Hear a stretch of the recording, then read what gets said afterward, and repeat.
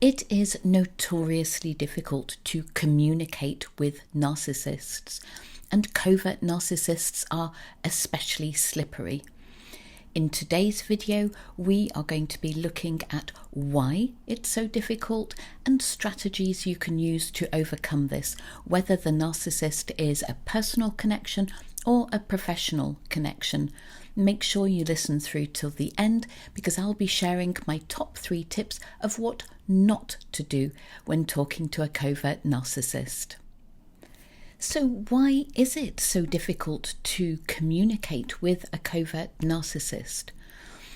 For starters, they are very manipulative people, and the manipulative techniques they use may include a variety of passive-aggressive techniques. So giving you the silent treatment, for example, just not responding when you are trying to cover something that needs to be discussed. They are very good at throwing in some word salad. So this means that they are just going to bamboozle you with words, with random points of view, with information or facts or fiction that has nothing to do with what you're trying to discuss. So you feel like you're just spinning round and you can't actually remember the thread of the conversation that you began. Stonewalling is another technique that they use to make communication difficult, and all these things are so that they can retain control and control the narrative. So if they don't like what you're saying, then they are going to, in the case of stonewalling, they're going to just shut down the conversation, refuse to talk about it, walk off, and just generally block the conversation that you are trying to have.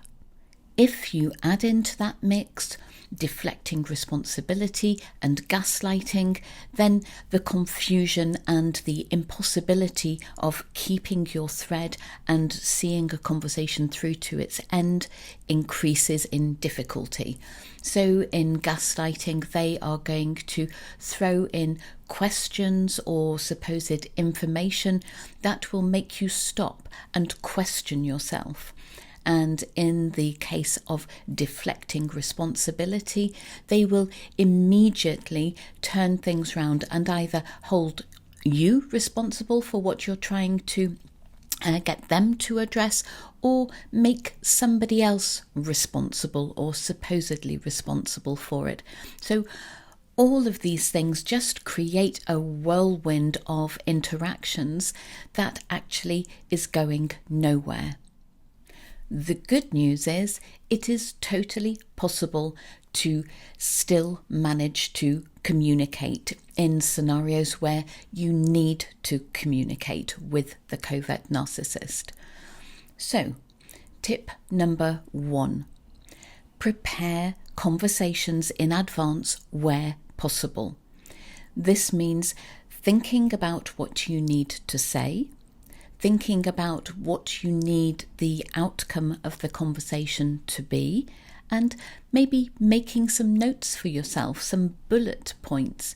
And if you feel very uncertain or inconfident about addressing the points and having that conversation, then practice this, rehearse in front of a mirror, so that by the time the actual conversation comes to pass, you feel more prepared and it won't be the first time that you're saying those words. The second tip is about setting and maintaining your boundaries.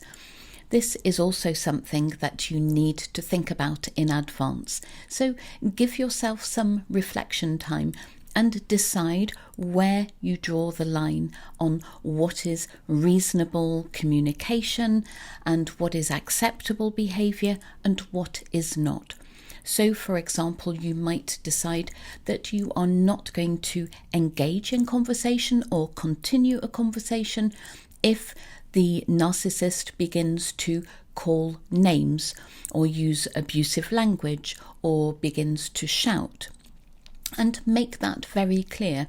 So, for example, if you raise your voice again, then this conversation is ending.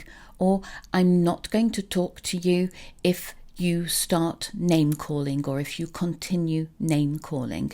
But make sure that your boundaries are clear in your own mind so that you can clearly state them, reinforce them, and act on them. So if they transgress your boundaries, the conversation is over and you exit. Tip number 3, use clear, assertive communication techniques and words.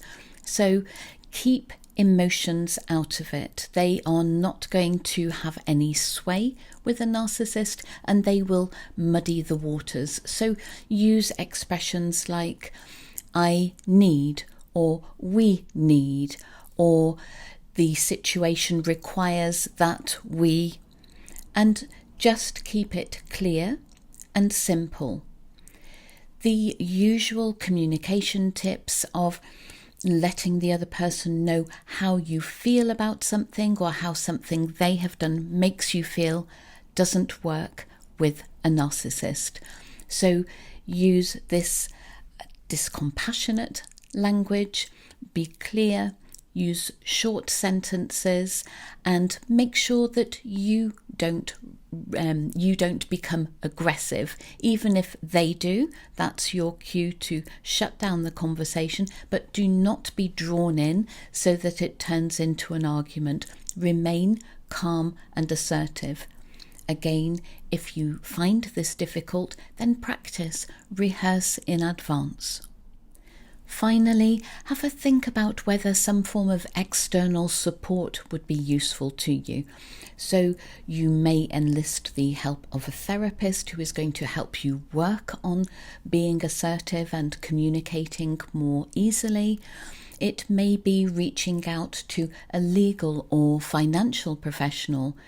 It may be considering whether a third party would be able to attend your discussions, whether it's personal or business, and have that neutral person in there, which is going to, if it's managed well, ensure that the narcissist doesn't pull out of the bag all their manipulative techniques, and that there is somebody who is a witness and somebody who is potentially taking notes of the conversation for future reference if necessary.